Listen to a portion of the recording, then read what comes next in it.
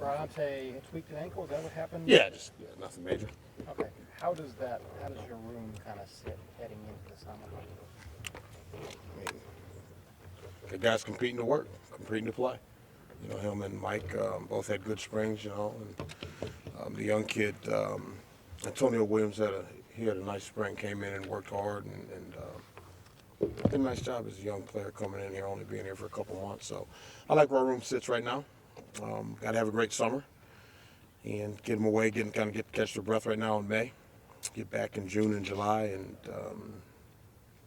do well in the workouts and things of that nature, and continuing studying the game, and then hit it running full swing in August and see where we go. Did Mike Weber do what you expected? He did. This spring? Yes, he did. Yes, he did. He definitely improved. He definitely has grown up a bunch.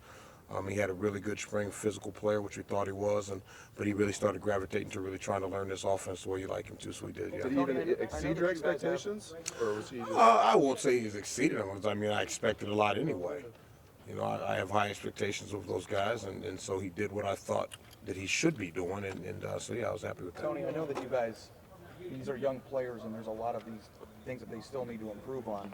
But to have a spring game after you guys had all that talent leave, and to have the young players that everybody expects to be good score and do things that they did, is it comforting to see that, you know, they made plays when they were given a platform? Absolutely, especially in that environment. You know, 100,000 plus people, which is a tribute to our fan base and the way they do things in Buckeye Nation. So for our players to come into that environment, have never played. You know, when I started reviewing the tape with the walk-ons that played, and then the scholarship guys that played, they were all first-year players that never played before. And so it was good to see them do some decent things in the spring game, albeit they're nowhere near where they need to be yet.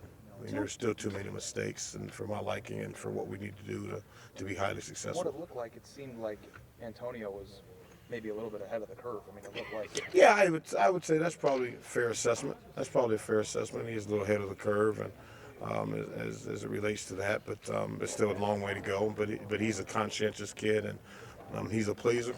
He wants to do exceptionally well. He's very hard on himself, and a perfectionist by nature, so we got some work to get done, but he'll work at it. And I know the spring game is technically only one practice, but Bronte's a fifth-year senior, or he's a senior, right? And to not be able to play in that, and then to have the younger guys step up. I mean, was that a setback for him to not be able to perform in your mind? No.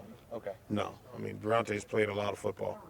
Mind you, it's been mostly on special teams, but he's been in that environment and on the highest of stages. So no, it's not a setback, not in my mind whatsoever. Tony, when you have a guy who's been around like that and he's hungry, and then young talented guys, and an all-time guy has just left the program, second leading rusher here, is that, I think you'll understand this question, is that something where you love having that standard bearer that you can throw out and say, hey, we got to do this like Zeke did, or you got big shoes to fill, or can that be a dangerous thing for a position coach to say, hey, do this like somebody who was one of the best ever I don't played? think it's dangerous at all. Okay. I mean, if you want to be the best, you just had a guy that walked out of the program, who left the program, who is arguably one of the best to ever play here, arguably one of the best in the country. So they know what it looks like, and I think that's a great.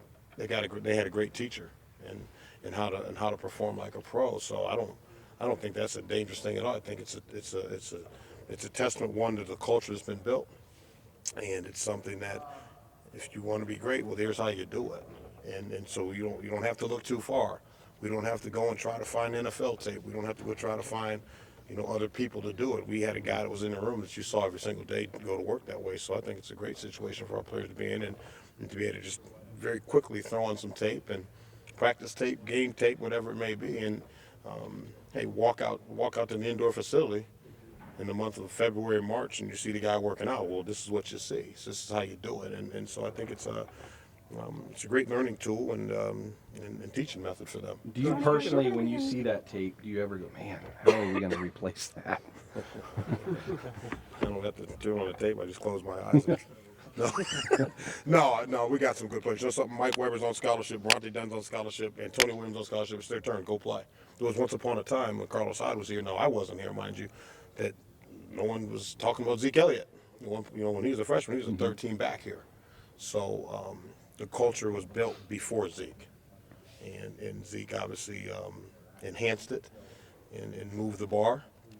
And so now it's someone else's turn to go move the bar. Are you going to be in Chicago for the draft, Tony? You know something? Zeke's father and them, they asked me to come, and I was flattered, beyond flattered that they asked me to be there. And but no, I'm gonna go out and recruit, and I think that's a special time for Zeke and his family. And again, I'm very flattered that they asked me to be there. I really am. But that's a time for him and his family to enjoy that time. That's something they've been working towards, this young man, for so many years. And again, but I'll be watching, no doubt, and I'm sure hopefully I'll be able to get through on the phones to him. I'm sure I'll be getting so many calls that day. But no, I'm not going to go. So you say you're recruiting at the same time as the draft, and you guys are, a lot of your position coaches are going to have some first rounders you can point to. Have you thought about how you'll use it, how useful it could be as you guys go out? Oh, I mean, we've been using it. Yeah. So it's not anything that's going to be new. I mean, we've been using that, and guys know. I mean, listen, they know who he is. I don't have to toot that on. Hey, look at Zeke. Everybody knows who he is. So, in the way that we structure our offense, and the way and the successes that have been here at this university. So, but yeah, we obviously use that to our advantage when we can. How big is Since the the recruiting